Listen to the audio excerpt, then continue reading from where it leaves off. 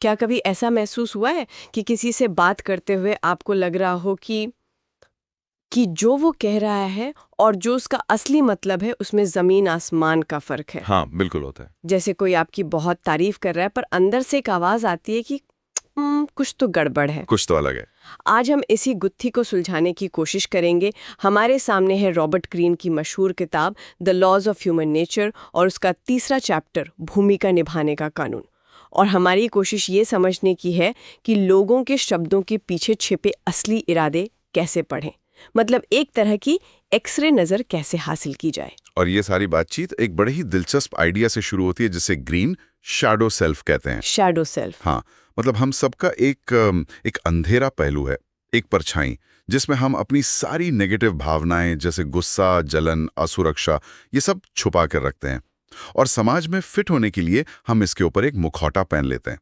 ये सिर्फ धोखा देना नहीं है, अच्छा, ज्यादातर ये समाज में खुद को सुरक्षित रखने का एक तरह से एक तरीका है। तो ये एक तरह का कवच है। ये बात तो समझ में आती है क्योंकि बचपन से ही हमें यही सिखाया जाता है बिल्कुल। कि मेहमान आए तो अच्छे से बात करो, भले ही तुम्हारा खेलने का मन हो, हम्म। अपनी असली भावनाएं छिपाओ। हम्म। तो ये आदत तो बचपन से ही पड़ जाती है। पर फिर सवाल ये उठता है कि अगर हर कोई एक एक्टर है हम्म। तो हम किसी पर भरोसा कैसे करें? असली कौन है? यही तो सबसे बड़ा सवाल है।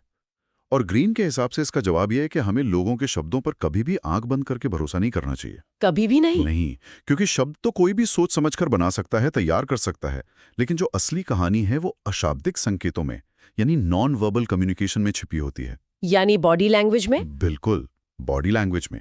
रिसर्च बताती है कि हमारी बातचीत का, आप मानेंगे नहीं, 65 से 90% हिस्सा अशाब्दिक होता है। 90%? हाँ, शब्द तो बस ट्रेलर हैं।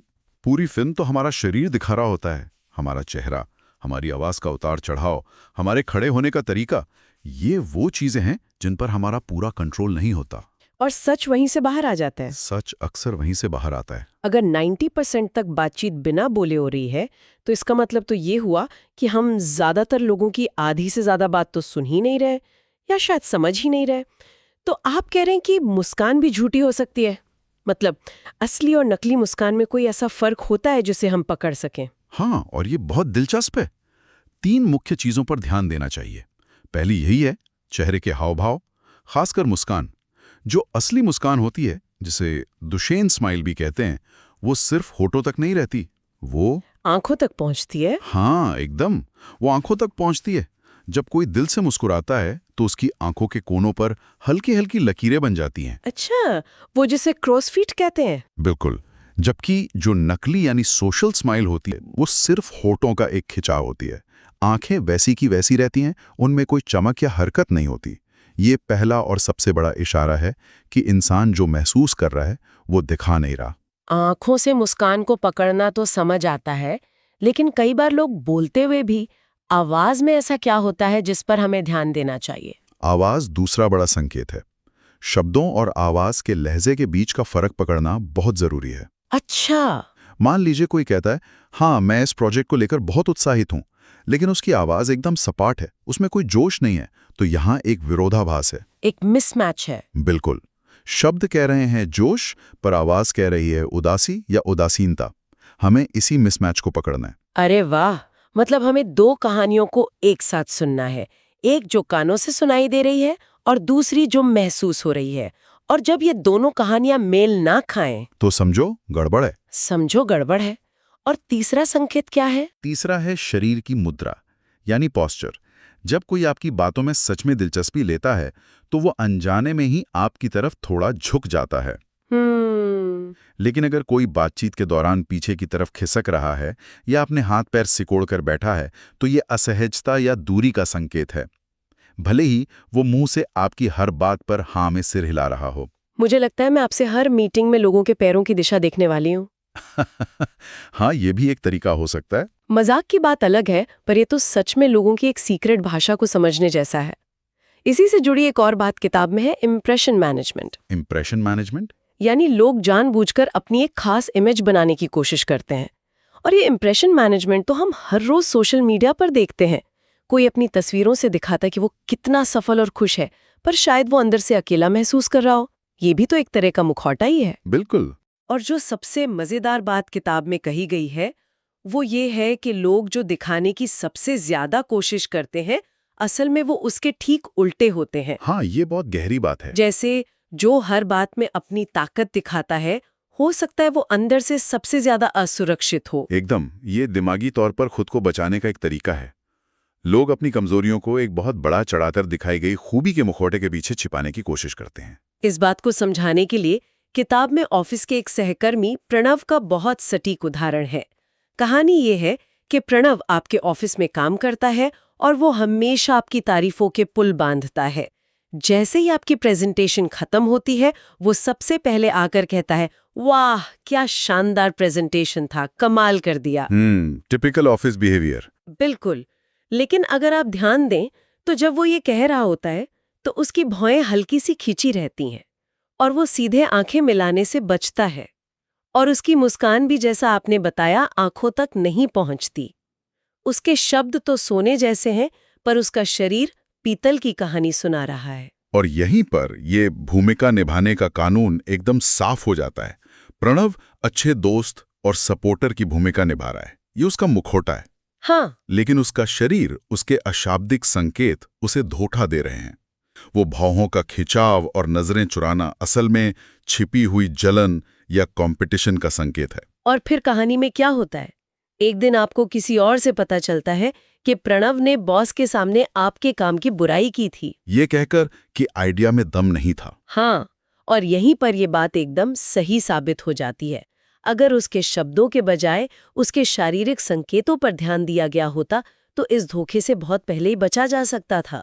प्रणव दोस्त का किरदार निभा रहा था, लेकिन उसका शरीर दुश्मन के संकेत दे रहा था। ये तो काफी गहरी बात है, लेकिन क्या ये सब करना, हर किसी के हाव घाव पर इतना ध्यान देना, हमें थोड़ा ज्यादा ही सिनिकल या हर किसी पर शक करने वाला नहीं बना देगा? ये बहुत जरूरी सवाल है। क्या हम लोगों से जुड़ने की अपनी जो नेचुरल क्षमता है उसे खो देंगे? मतलब अपनी रोजमर्रा की जिंदगी में हम इसे कैसे इस्तेमाल करें? देखिए, इसका मकसद लोगों पर शक करना नहीं, बल्कि उन्हें बेहतर तरीके से समझना है। किताब में इस कला में माहिर होने के लिए 4 कदम बताए गए हैं। पहला और सबसे जरूरी कदम है ये मान लेना कि ज्यादातर लोग ज्यादातर समय एक्टर हैं। एक्टर है? हाँ, ये दुनिया एक स्टेज है और हर कोई समाज में अपना रोल निभा रहा है। ये कोई बुरी बात नहीं है, ये बस एक सच्चाई है। जब हम ये मान लेते हैं तो हम चीजों को पर्सनली लेना कम कर देते हैं। मतलब किसी के व्यवहार को एक पर्सनल अटैक की तरह देखने के बजाय उसे एक परफॉर्मेंस की तरह देखना कि वो बस अपना किरदार निभा रहा है। ठीक कहा। दूसरा कदम है इन संकेतों को पढ़ना, शब्दों के पीछे छिपे संदेशों पर ध्यान देना, चेहरे की मांसपेशियों में हो रहे हल्के बदलाव, आंखों की पुतलियों का फैलना या सिकुड़ना, हाथों की बेचैन हरकतें, इन सब पर ध्यान देना। ये एक स्किल है जो धीरे धीरे प्रैक्टिस से आती है। शुरुआत में अजीब लगेगा, लेकिन फिर ये आदत बन जाती है। ठीक है, ये 2 बातें तो समझ में आती हैं, लेकिन तीसरी बात थोड़ी अजीब लगती है। किताब कहती है कि हमें खुद भी एक मास्टर एक्टर बनना चाहिए, लेकिन खुद एक्टर बनने का मतलब क्या ये नहीं कि हम भी बेईमान हो जाए? नहीं नहीं, यहाँ एक्टर बनने का मतलब धोखेबाज बनना नहीं है। इसका मतलब है अपनी भावनाओं पर काबू रखना सीखना। अच्छा? अगर आप अपना हर इमोशन, गुस्सा, निराशा, खुशी अपने चेहरे पर जाहिर कर देंगी तो दूसरे लोग आपको बहुत आसानी से पढ़ लेंगे और आपका फायदा उठा सकते हैं। अपनी भावनाओं को कंट्रोल करना सोशल इंटेलिजेंस का एक बहुत बड़ा हिस्सा है। ये आपको अपनी एनर्जी सही जगह लगाने में मदद करता है।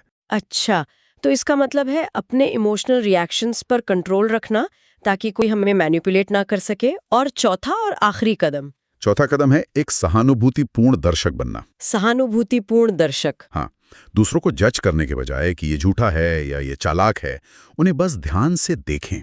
जैसे आप कोई फिल्म देख रहे हो, उनके व्यवहार के पैटर्न को समझने की कोशिश करें। वो ऐसा क्यों कर रहे हैं? इस मुखौटे के पीछे कौन सी असुरक्षा छिपी हो सकती है? जब हम इस नजरिए से देखते हैं तो हम चालाक नहीं बल्कि जागरूक बनते हैं। तो असल में ये 4 कदम एक ही बात कह रहे हैं।